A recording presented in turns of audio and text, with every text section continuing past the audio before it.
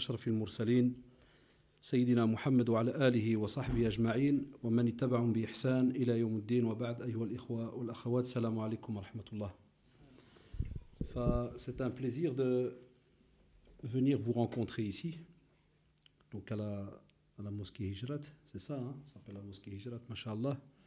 Et alhamdulillah, cela montre que Allah subhanahu wa ta'ala, lorsqu'il a placé ces êtres humains sur terre, il leur a aussi demandé de s'entreconnaître. وَجَعَلْنَاكُمْ شُعُوبًا وَقَبَائِلَ لِتَعَارَفُوا.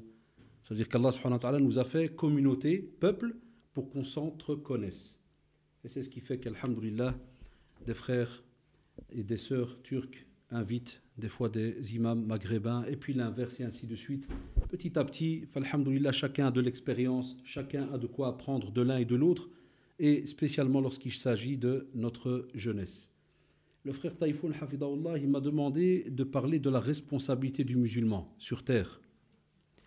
Parce qu'on a remarqué donc Allah subhanahu wa ta'ala, lorsqu'il nous a mis sur cette terre les jeunes, il ne nous a pas déposés comme ça tout simplement.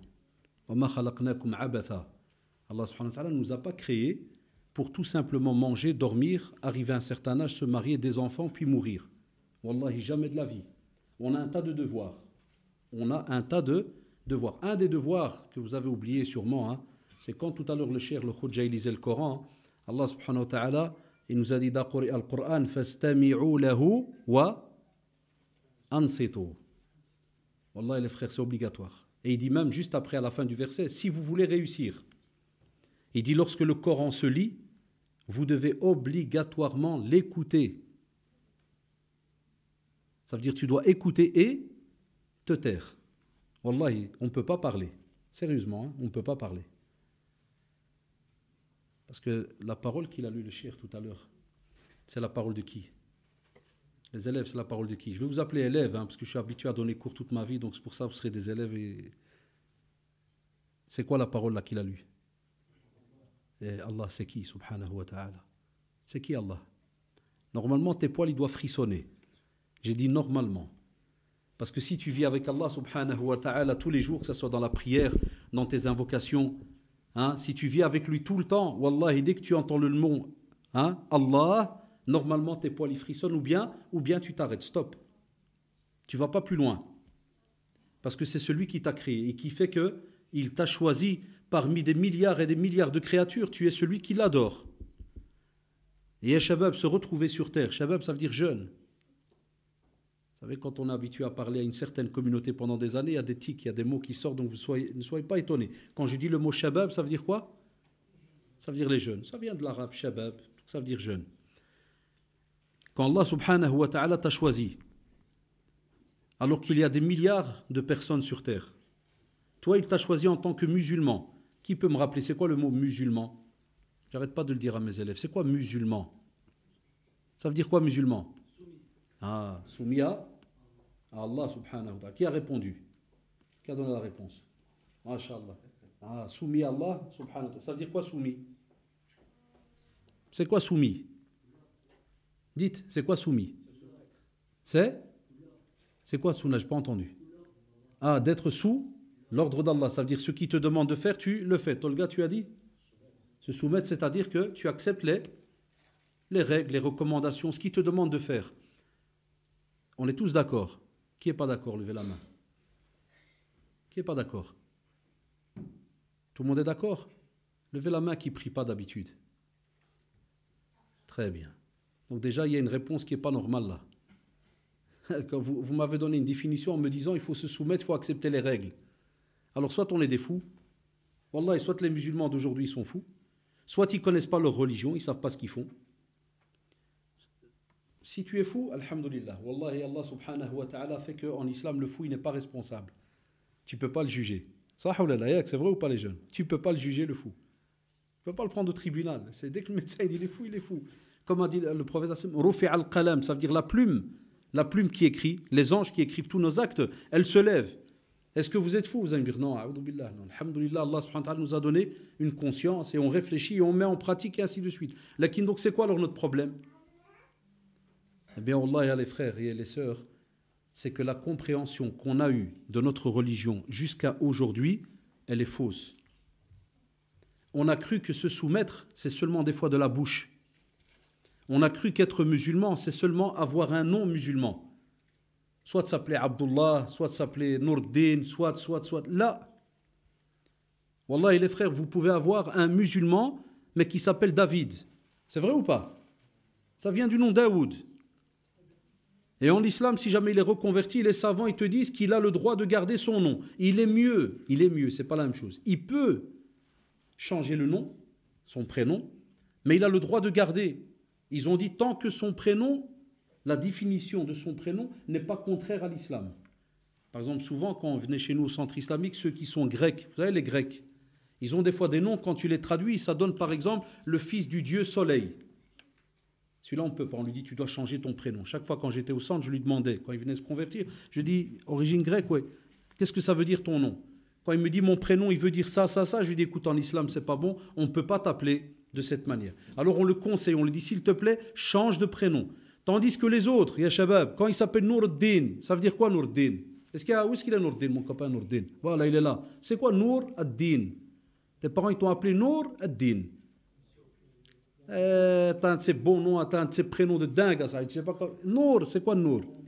La lumière, mashallah. Et Din, donc tu es la lumière de la religion. Petite lumière, 5 watts. Tu vas me dire non, a'udhu billah. Non, suivez-moi, hein. Faut me suivre. Qu'est-ce que tu vas me dire? C'est positif ou négatif?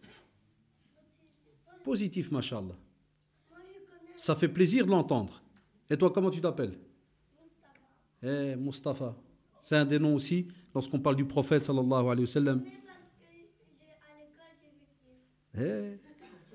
Wallah, j'espère qu'il restera bien éveillé comme il est là. Qu'Allah te protège, wallahi. Mais regardez tous ces noms. Ya Shabab, est-ce qu'on les reflète des fois? Ya les jeunes, est-ce qu'on reflète les noms qu'on a?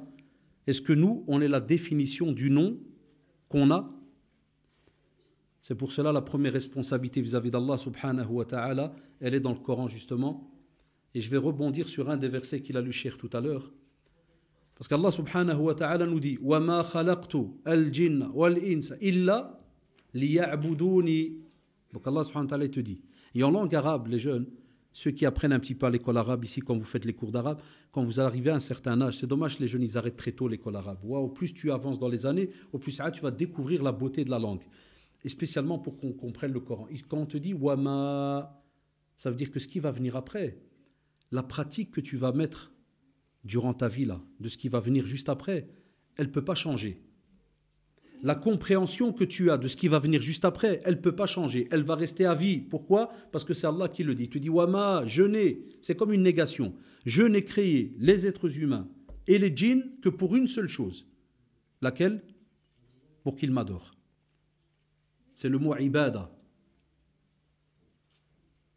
Quand j'ai des jeunes à l'école, des fois ils me disent, je dis pourquoi tu pries pas? Quand monsieur, j'ai pas le temps.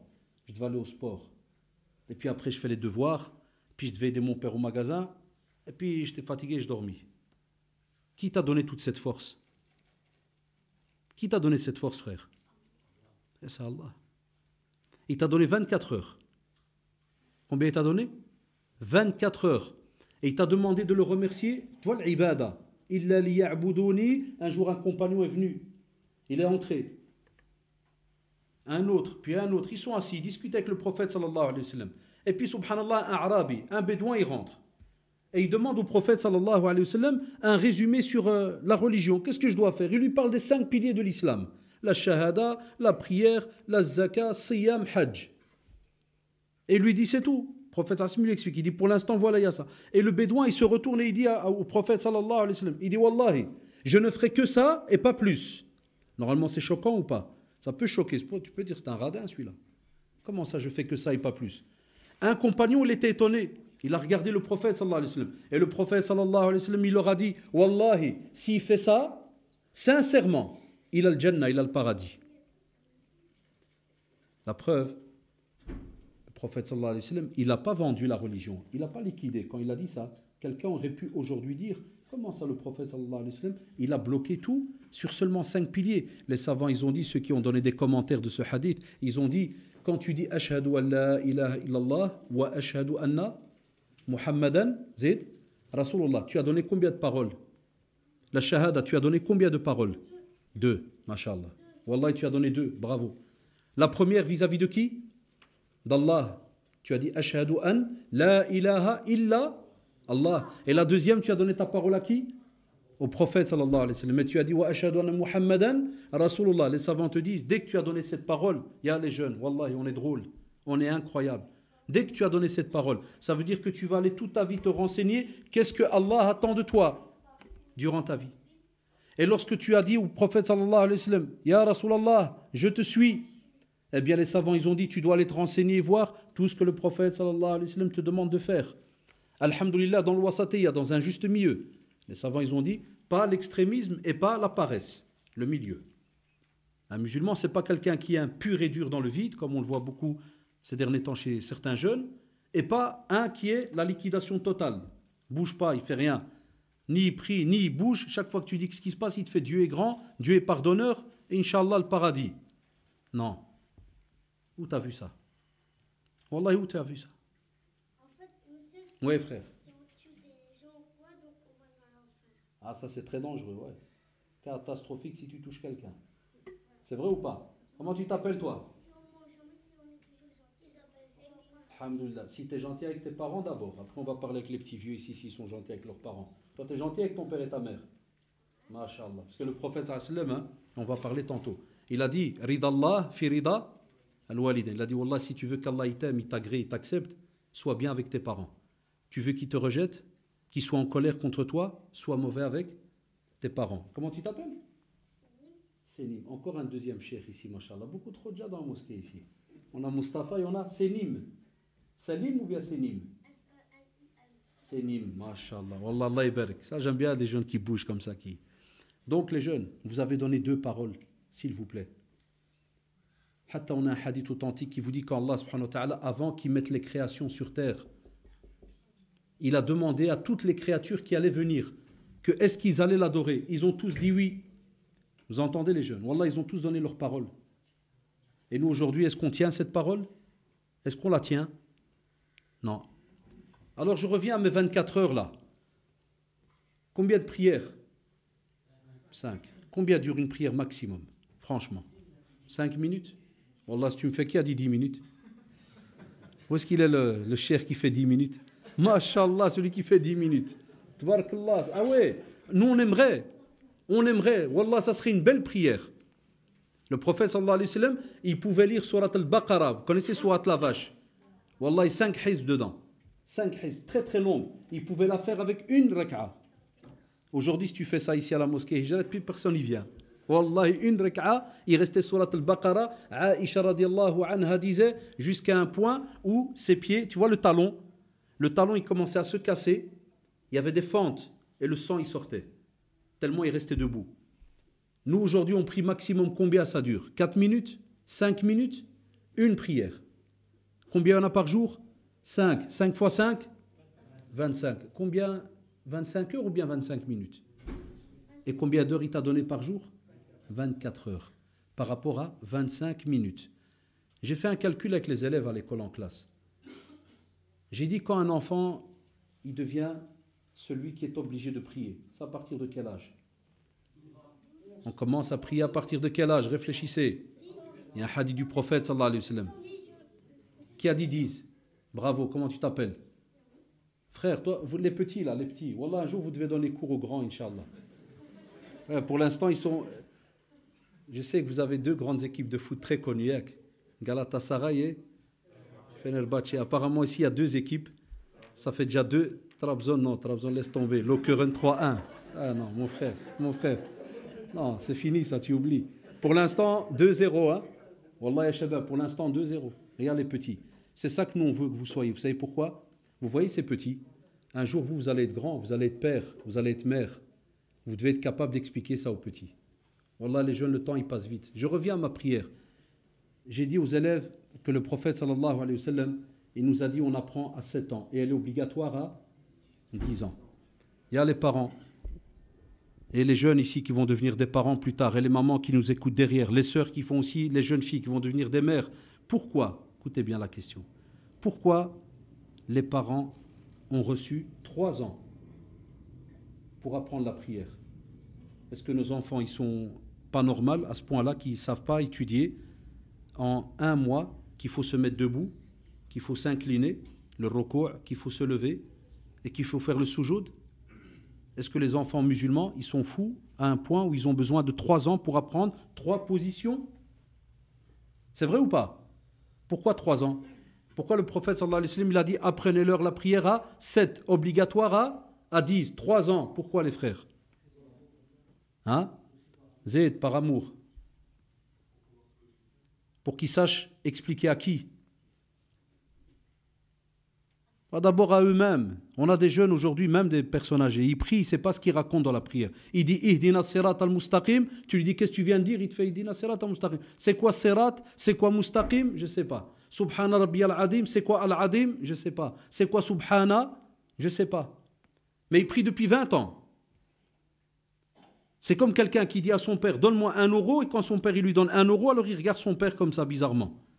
Ton père, qu'est-ce qu'il va dire?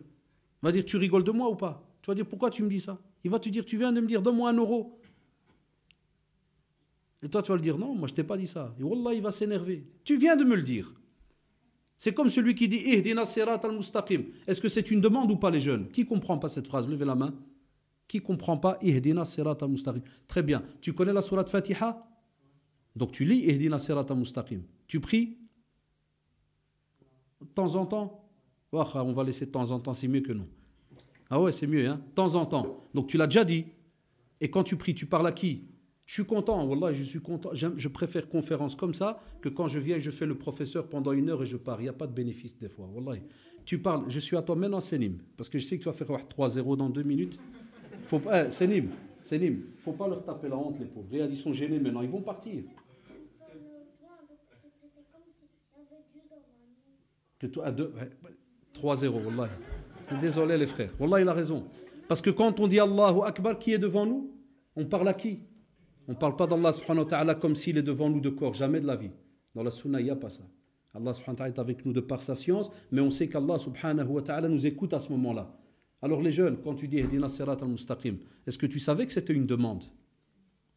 Tu vois?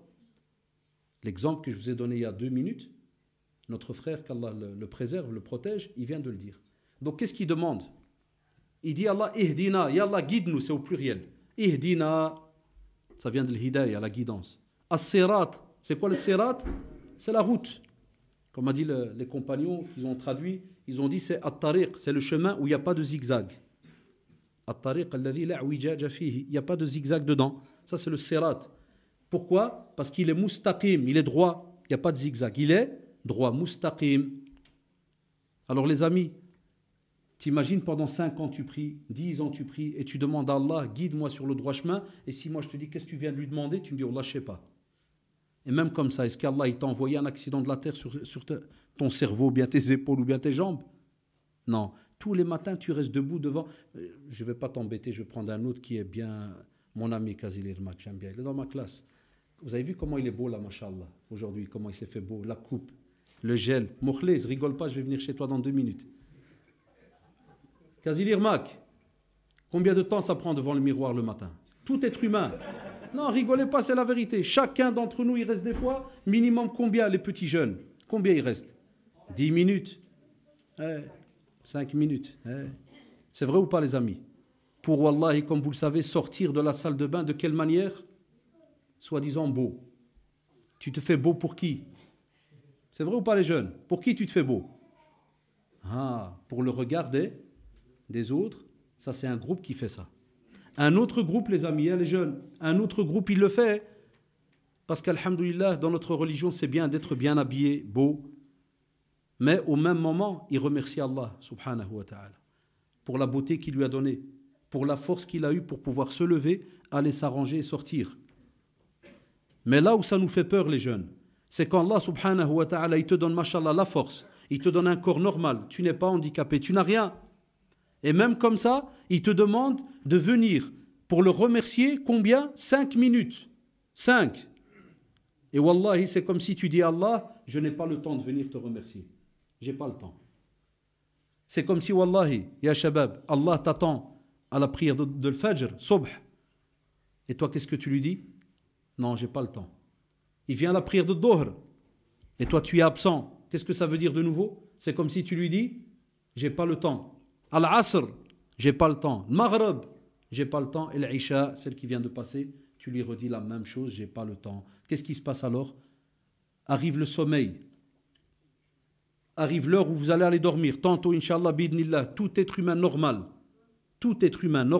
tantôt va aller dormir. C'est vrai ou pas? Chez les savants, comment ils appellent le sommeil?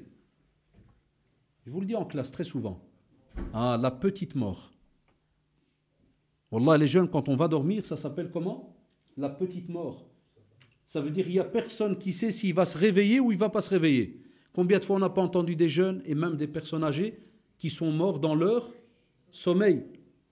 Ça veut dire qu'Allah subhanahu wa ta'ala, ya shabab, c'est kun fayakun. Quand il décide, écoutez-moi bien, quand Allah décide subhanahu wa ta'ala d'envoyer l'ange de la mort, il ne choisit pas. Il ne vient pas en disant, non, ça c'est un petit, je peux le laisser. Ça c'est Yassine, il fait du sport, je peux le laisser, il a encore un contrat signé l'année prochaine. Ou bien ça c'est un tel, il doit faire ceci. Celui-là il doit faire une maison au pays. Celui-là il doit faire... Non, wallahi, kun fayakun. S'il lui dit prends, l'âme de celui-là, wallahi il la prend. Et il y en a qui meurent dans leur sommeil. Donc tu n'as aucune garantie que demain matin tu vas être ici. Alors qu'il y a des jeunes qui ont déjà des rendez-vous pour demain. C'est vrai ou pas? On fait déjà des plans pour la semaine prochaine. Il y en a qui préparent peut-être même les vacances de décembre, les vacances de juillet et ainsi de suite. Et toi, ton rendez-vous avec Allah subhanahu wa ta'ala, une des plus grandes responsabilités que tu as sur terre, tu es absent. C'est comme si tu dis à Allah, donne-moi, mais moi je te donne rien. Celui qui prie pas, c'est ce qu'il fait. Alhamdulillah que nous, moi je suis un petit prédicateur, je suis encore, alhamdulillah, avec ce qu'on appelle le groupe des savants qui disent, écoutez-moi bien, ce n'est pas pour vous choquer, hein. Vous savez, chez les savants, les grands khudja et tout, vous savez ce qu'ils disent? Ils prennent la parole du prophète sallallahu alayhi wa sallam qui dit Al-ahdu alladhi baynana wa baynahum as-salah faman tarakaha faqad kafar. Hadith authentique. Il te dit la différence entre nous et certains, c'est la prière. Si il délaisse la prière, le prophète sallallahu alayhi wa sallam dit tu deviens kafir, tu sors de la religion. Allahu Akbar. Wallah, ça fait peur. Alhamdulillah qu'il y a des savants qui ont donné deux avis. Des grands savants, mashallah, parmi eux, Cheikh Albani, rahimahullah, et d'autres, ils ont donné deux avis. C'est eux qui ont un peu fait des petites divergences entre eux. Qu'est-ce qu'ils ont dit? Ils ont dit, tu ne peux pas dire que c'est un kafir à 200%. Ça veut dire qu'il n'a pas de religion, plus rien. Pourquoi? Parce qu'il croit encore en Allah. Et les autres, ils ont dit non, on ne peut pas discuter. Ils ont dit parce que celui-là, Allah il lui a donné un devoir, subhanahu wa ta'ala. Il lui a dit tout ce que je te demande sur terre, c'est faire quoi? C'est prier. Et même si tu es malade, tu pries assis. Même si ça ne va pas assis, tu pries couché. Hatta les savants, ils ont dit, subhanallah, c'est une des adorations où il n'y a aucune excuse. Allahu Akbar. La prière, wallahi, aucune excuse. Ils ont dit, même si tu es éclaté, tu es sur ton lit comme ça, wallahi, tu peux prier qu'avec ton œil. Tu baisses quand tu dois faire Allahu Akbar, tu fermes ton œil. Subhanallah. Il n'y a aucun hadith qui te dit que si tu es malade, tu ne pries pas. La zakat, vous connaissez? Si tu n'as pas d'argent, est-ce que tu donnes zakat?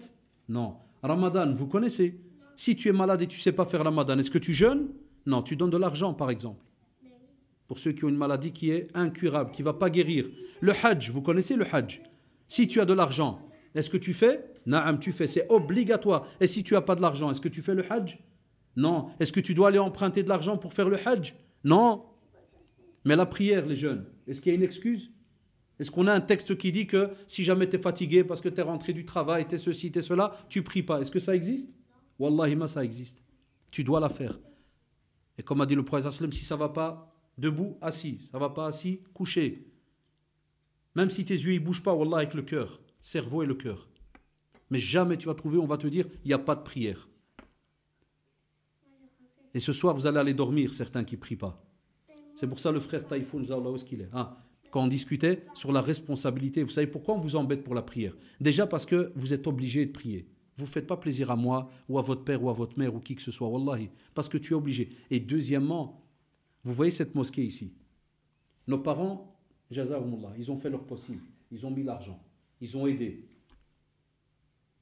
Même les petits vieux qui ont la pension, wallah, chaque mois, ils viennent, ils donnent 10 euros, 15 euros, ils donnent, ils cotisent. Et dans 15 ans, Inch'Allah, j'ai dit plus ou moins 15 ans, qui va prendre la place ici? je pose toujours une bête question. Où sont les jeunes qui connaissent le Coran par cœur et qui vont être, Inch'Allah, imam ici? Des jeunes qui sont nés ici en Belgique, où est-ce qu'ils sont? Qui va faire les tarawih plus tard? Wallah, Inch'Allah, tu serais étonné. Wallahi, rappelez-vous. Wallah, le temps passe très vite. Aujourd'hui, on a rigolé, un jour, on va Bidnillah le trouver ici. Et les élèves qui me connaissent, ils savent que je fais les conférences en France, en Suisse et au Canada. Et subhanallah, une année, à Shabab, Wallahi, un des cheikhs chez qui je vais à Toulouse, dans le sud de la France, il a une école musulmane. Et subhanallah, un jour, Wallah, il y a un petit comme ça. C'était un hyper nerveux. Méchant, kada, et lui, chaque fois, il patiente avec lui. Mais il avait la petite taille comme lui, tout petit. Il patiente. Et il l'a aidé jusqu'à ce qu'il a fini l'école. Après, il m'a dit, il a grandi, il est parti. Je ne l'ai plus jamais revu. Tu vois le temps, comment il passe. Il m'a dit, Wallah, je ne l'ai plus jamais revu à Cheikh. Il me dit, je ne sais pas ce qu'il est devenu. Il me dit, un jour, j'arrive à la mosquée à Toulouse. Ramadan, il devait faire tarawih. Il me dit, j'arrive, je commence. 2 rak'at, 4, 6. Après, il me dit, je sentais que ma tête, elle tourne. T'es malade. Il m'a dit, je termine, je me retourne, je dis aux gens, salam alaikum, est-ce qu'il n'y a pas quelqu'un qui connaît le Coran et qui sait où est-ce que je suis arrivé et qui continue parce que je suis malade, je vais rentrer à la maison. Il m'a dit, un jeune, il se lève, une petite barbichette comme ça, un petit jeune, il vient chez lui, il lui embrasse la tête, il m'a dit déjà, je dis bizarre ça, il embrasse la tête, c'est rare. Puis il lui a dit, tu ne me connais pas? Le cheikh, il lui a dit, non, je ne connais pas. Tu es sûr? Il a dit non. Il lui a dit un jour, tu m'as déjà donné un coup de pied comme ça. Il dit, Wallah, moi je t'ai frappé. Il dit, ouais, à l'école. Il dit, Allahu Akbar, tu es qui? Rappelle-moi. Il lui a dit, tu te rappelles le petit à l'école qui était un hyper nerveux, qui te faisait des problèmes tous les jours, kada? Regarde, il lui a dit, Subhanallah, c'est toi? Il lui a dit, Wallah, c'est moi. Il lui a dit alors? Il lui a dit, je suis parti. Comme il a fait l'autre Kazil Irmak que j'avais comme élève, qui a son père ici, il est parti au Maroc. Il a étudié le Coran. Il est revenu. Il a repris ses études. Qu'est-ce qu'il est devenu maintenant? Chaque fois qu'il y a Ramadan, il fait avec l'imam ensemble. Subhanallah. Wallahi.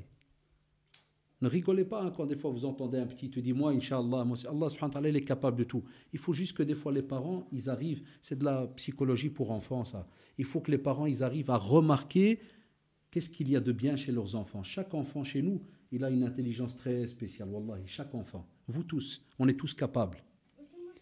Enfin, là, le poisson, il est important pour la mémoire, frère. Les gars, on est déjà à 5-0, vous l'avez remarqué. Hein? Ah, Wallah, ce soir, ça va être 4. Donc, tu vois, subhanallah, imaginez les amis. À de la prière que je suis en train de vous dire, c'est parce qu'on a besoin de vous. Et le frère Jazaoullah, quand il m'a dit, pour venir parler, il m'a dit un des problèmes, parce que j'aime bien demander à ceux qui m'invitent, de quoi tu veux qu'on parle?